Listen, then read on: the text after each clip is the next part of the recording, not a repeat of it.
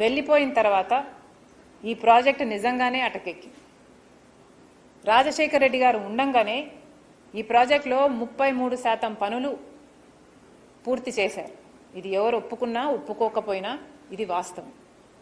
Right bank, left bank canal works Rajasekhara Reddy గారే చేశారు. రాజశేఖర రెడ్డి గారు వెళ్ళిపోయిన తర్వాత అంత చిత్తశుద్ధితో ఈ ప్రాజెక్టు మీద ఎవరూ పని చేయలేదు.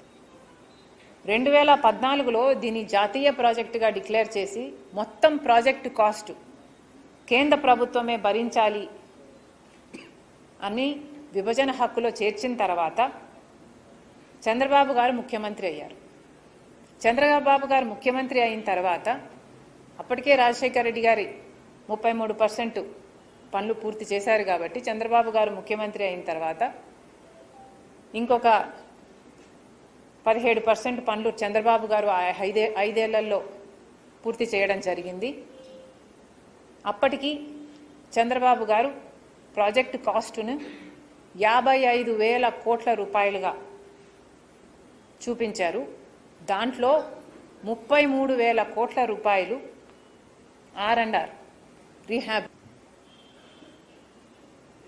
ఈ లెక్కన దిగిపోయే టైంకి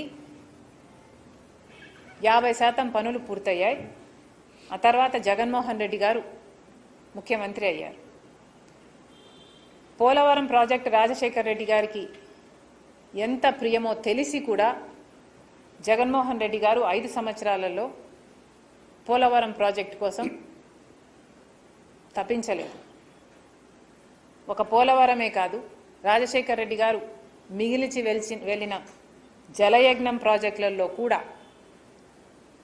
జగన్మోహన్ రెడ్డి గారు అవన్నీ రాజశేఖర రెడ్డి గారి ప్రాజెక్టులని తెలిసి కూడా నవరత్నాలలో చేర్చి కూడా రాజశేఖర రెడ్డి గారి జలయజ్ఞం ప్రాజెక్టులన్నీ 6 నెలల్లో అధికారంలోకి వచ్చిన 6 నెలల్లో పూర్తి చేస్తానని చెప్పి కూడా జగన్మోహన్ రెడ్డి గారు 5 సంవత్సరాలు ముఖ్యమంత్రిగా ఉండి చేయలేదు.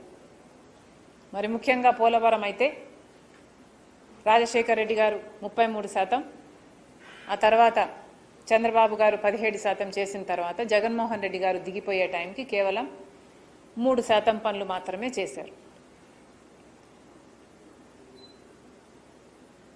ఇప్పుడు బీజేపీ ప్రభుత్వం ఆంధ్ర రాష్ట్ర ప్రజలను మళ్ళీ మభ్యపెట్టే ప్రయత్నం చేస్తోంది. చంద్రబాబు గారు 2014లో కూడా పొత్తు పెట్టుకున్నారు.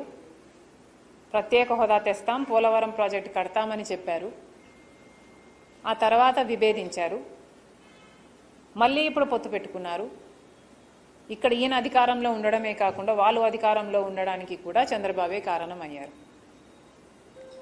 కానీ చంద్రబాబు గారు గమనించాల్సింది ఏమిటంటే రాత్రి పడిన గోతిలోనే మళ్ళీ పగలు కూడా పడ్డానికి చంద్రబాబు గారు సిద్ధమైనట్టుగా కనిపిస్తుంది. ముందు పొత్తు పెట్టుకున్నప్పుడు చంద్రబాబు గారు ప్రత్యేక హోదా తెస్తామని చెప్పారు, అందుకోసమే పొత్తు పెట్టుకుంటున్నానన్నాడు. కానీ అది జరగలేదు. ఇప్పుడు కూడా పోలవరం కడతానంటున్నాడు చంద్రబాబు గారు, బీజేపీ మద్దతు ఇస్తుందంటున్నారు. కానీ చంద్రబాబు గారు బీజేపీ కలిపి ఆంధ్ర రాష్ట్ర ప్రజలను మభ్యపెట్టే ప్రయత్నం చేస్తున్నారు. ఈ రాష్ట్రానికి పోలవరము చాలా ముఖ్యం.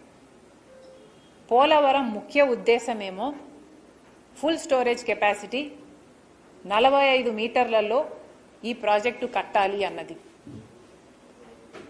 కానీ బీజేపీతో పొత్తు పెట్టుకున్న పార్టీలుగా మొన్నటి వరకు అధికారంలో ఉన్న జగన్మోహన్ రెడ్డి గారైనా ఇప్పటి ముఖ్యమంత్రి చంద్రబాబు గారైనా అదే బీజేపీకి లొంగిపోయి వాళ్లకు అధికారంలో ఉండంగా ముఖ్యమంత్రులుగా అదే బీజేపీకి లొంగిపోయిన వాళ్ళుగా బీజేపీ ఎలా చెప్తే అలా ఆడడం జరిగింది. జగన్మోహన్ రెడ్డి గారు ముఖ్యమంత్రిగా ఉన్నప్పుడు ఫుల్ స్టోరేజ్ కెపాసిటీ 45 మీటర్స్ నుంచి ఫేజ్ 1లో భాగంగా 41 మీటర్స్ మేము కడతాము. ఫుల్ స్టోరేజ్ కెపాసిటీ కాకుండా మినిమం స్టోరేజ్ కెపాసిటీలో మేము ఆ ప్రాజెక్టును నడుపుతాము, ఆ మేరకు రీహాబిలిటేషన్ ఆర్ఎన్ఆర్ ప్యాకేజెస్ ఇస్తాము, ఫేజ్ 2లో